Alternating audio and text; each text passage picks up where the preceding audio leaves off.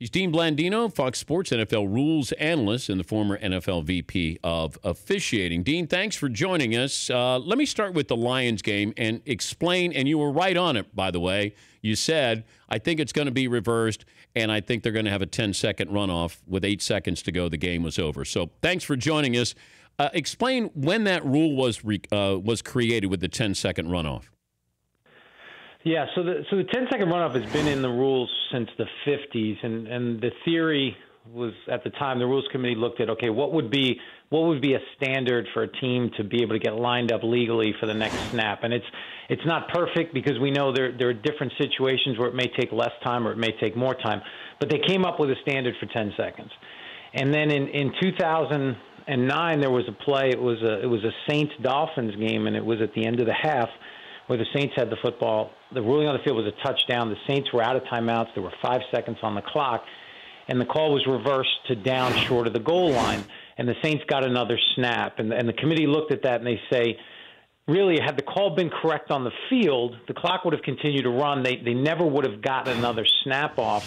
So they instituted the 10-second runoff to say, in replay, if the ruling on the field stops the clock, and then you reverse it to a running clock, inside of a minute at the time, now it's 2 minutes, it's going to be a 10-second runoff. And that's the rule that was applied yesterday in that situation.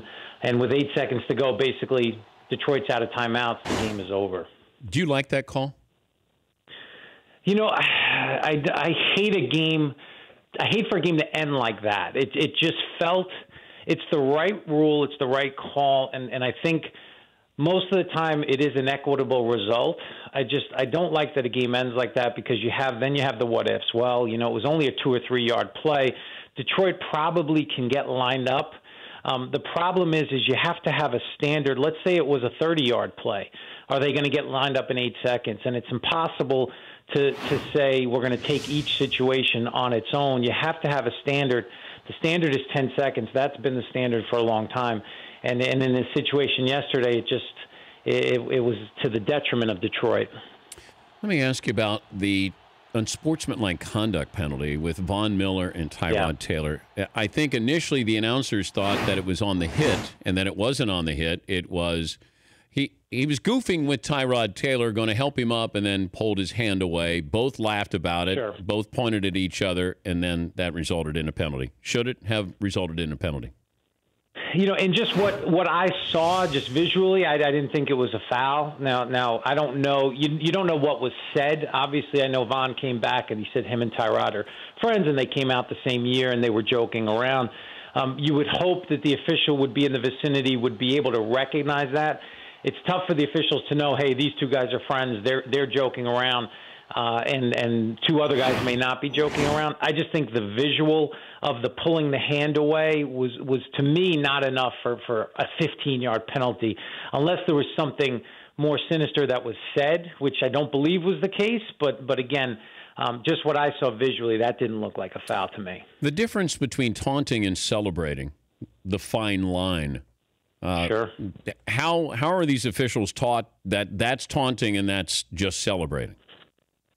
Yeah, I think so. What's being taught is if it's directed at an opponent, it's taunting. If it's just done with a teammate, it's done to the home crowd. It's not directed where you're facing an opponent, you're standing over an opponent. Then it's not a foul if you're not doing it directed at an opponent. And it is a fine line. I think what we're seeing, you know, as we open up the celebrations and we allow for more of this expression. I think in some instances we've seen players score touchdowns and start to celebrate, and the defender getting annoyed and coming over and knocking the football away. So it is a fine line. Officials are really looking for, hey, did they do that at the opponent, or are they just kind of doing that with their teammates? And there's subjective, there's judgment there, and there's some discretion on the officials that they're going to have to enforce those fouls. Odell Beckham lifting his leg as if he were a dog urinating. Is he taunting players, or is it just inappropriate celebration? Yeah, that was inappropriate celebration. Any time, and I think there are a couple of things that are going to draw the foul that are considered in general offensive, and anything to do with, I'd say, bodily function, for lack of a better term, but that's going to be considered offensive.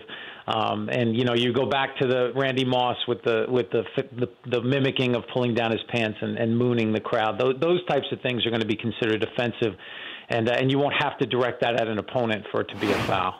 It still drives me crazy, this complete the process. You had that yesterday in the Giants game. Yeah. I mean, yeah. Dean, if you catch the ball, it shouldn't be that if Sterling Shepard catches the ball both feet in bounds, goes out of bounds, takes a cup, slides a little bit, and then the ball comes out. It feels like the NFL is just holding on for dear life for this Calvin Johnson play, complete the process, which was erroneous in the first place, and it's 10 years ago, and here we are still doing that silly thing. Why? And you're perfectly justified to feel that way. I don't think the league, because I've been a part of those discussions, I don't think they're holding on to Calvin Johnson. I do think that the rule, for the most part, for the overwhelming majority of the plays, is a good rule because you can officiate it consistently in real time, and the rules are written for the officials to officiate in real time, and replay then starts to distort. You can slow things down and you can make things look different than what they actually, than how it actually occurred. I think you're always going to have plays like Shepard's play. There was another one, Emmanuel Sanders yesterday, that you sacrifice those plays for the greater good. And the overwhelming majority of these plays where receivers go to the ground and the ball pops loose, the rule's a good rule, but you're going to sacrifice these handful of plays that look like catches, feel like catches. But again, for the consistency of the officiating of the rule, I think it is a good rule. But again, I tend to agree that there are going to be those plays that it does feel nitpicky, and but for the overwhelming majority, I think the rule works. But if the ground can't cause a fumble, why do I care what happens when you catch the ball in the end zone, both feet in bounds, and you go out of bounds? Sure, it's the ground can't cause a fumble, but it can cause an incomplete pass, and I think that's the key. Come on, Dean, and that's something. Come on, that's crazy. Hey, we could go on and on about this. That's crazy. Oh, we're talking to Dean Blandino, Fox NFL and college rules analyst. Is targeting working in college football? That penalty? I think it is working. I think you see it every week where players are adjusting. I do think that we have to be careful about just the number of targeting calls. It feels like, and not that it just feels like, they're up. They're up this year. I believe going into last week there were 31 more fouls called in FBS. So it's a point of emphasis. It's safety, so it's a good rule.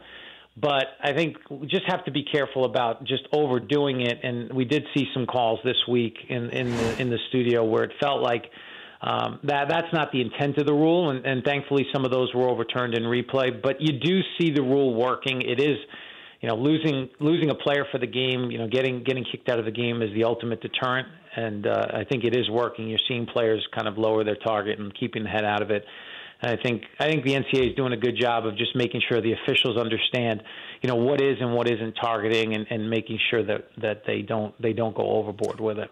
And I know that we're trying to change how kids tackle, and you're hopeful that they take that into the NFL. And I don't know if we'll get to the point where we have targeting in the NFL.